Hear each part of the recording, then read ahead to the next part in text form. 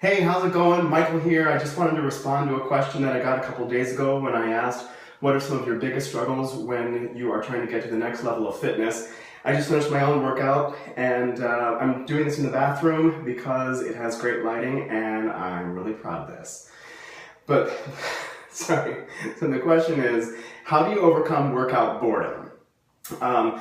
So I know several years ago, before I really kind of got on the fitness train, I experienced a lot of up and down, a lot of like the roller coaster. I'd be really good for a few months and then my life would get busy and I would feel bored. So I've taken some time to just kind of really pick this apart and see what was happening with me, and I wanted to share with you some ideas that really helped me, and I hope they can help you. And I created a nice handy-dandy whiteboard presentation. There we go. So the first thing is ambition. It's really important to have a very clear dream about what is it that you want. Think about something that really inspires you, and don't just say like, I want to lose 10 pounds, but think about, why do you want to lose 10 pounds? Do you want to fit in those amazing clothes for that wedding you're going to? Get really, really specific and make sure that it's something that that really inspires you. Maybe it's just a little bit beyond your grasp that causes you to stretch and to grow larger than you think that you could do. The next point is expectation. Now, this really comes down to belief. Now, if I had this expectation that I could jump all the way to the moon, then I'd be a crazy person. Like, I know that's not possible, so I'm literally not going to try. But if I have an expectation that I can lose 10 pounds or 15 pounds, or if I have an expectation that I can have a conversation with somebody and maybe repair a friendship, like something that I just know is possible for me. It might be difficult, I might have to put in some energy and some effort, but I know it's possible. And knowing that it's possible is what gives me the energy to actually try in the first place. The third thing is constant attention.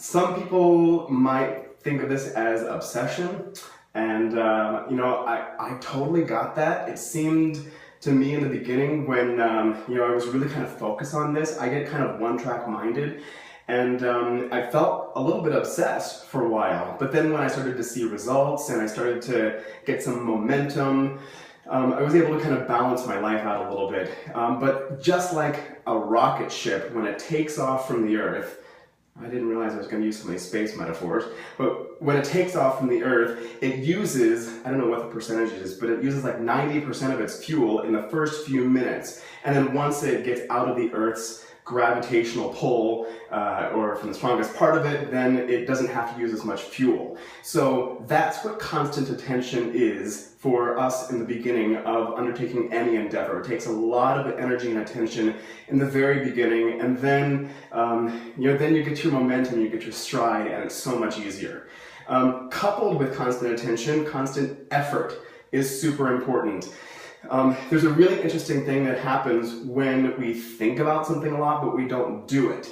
Our body actually gets tricked into thinking that we are doing it. And then we look at what's happening and we see that there are zero results. And it's really disappointing to feel like you're putting out energy and effort, but not getting anything back. So it's important if you're undertaking some big project or you're starting your fitness, try not to just think about it a lot. Like if you're gonna think about it, then just do it. The next thing is have a positive attitude. In the beginning, a lot of people are trying to fix themselves. They're trying to feel better about themselves, feel confident, and it's very easy to feel like like you're broken, or like you're trying to make yourself better so other people can love you more, or like whatever it is.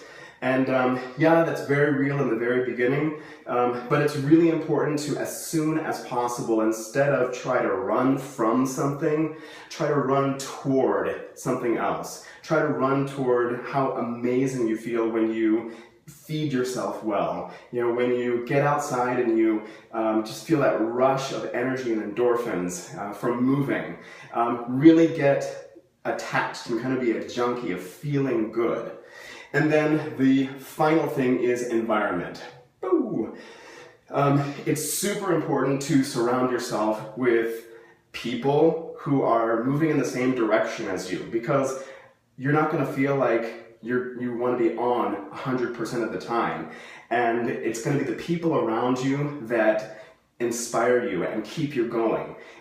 If it's a matter of, having a picture of a body or something that really inspires you and have it in a place that you can see all the time, make sure that you surround yourself and really create an environment that's going to empower you. And then the final thing is results. Bottom line is, if you are achieving results, you're not going to get bored. You're literally going to get addicted to feeling amazing and looking amazing, or just loving the way that you look in the mirror when you put on those clothes or when you take them off. It's all about getting those results. So, if you're hitting a plateau, that's going to cause boredom. Change things up. Reach out to somebody. Pick a different goal. Get more, have a higher expectation and ambition for yourself. So I hope these are some tips that helped you. I know these are things that I'm constantly working on, and we'll just keep doing this together. If you ever need some help or want to chat, feel free to hit me up. I'd love to talk to you.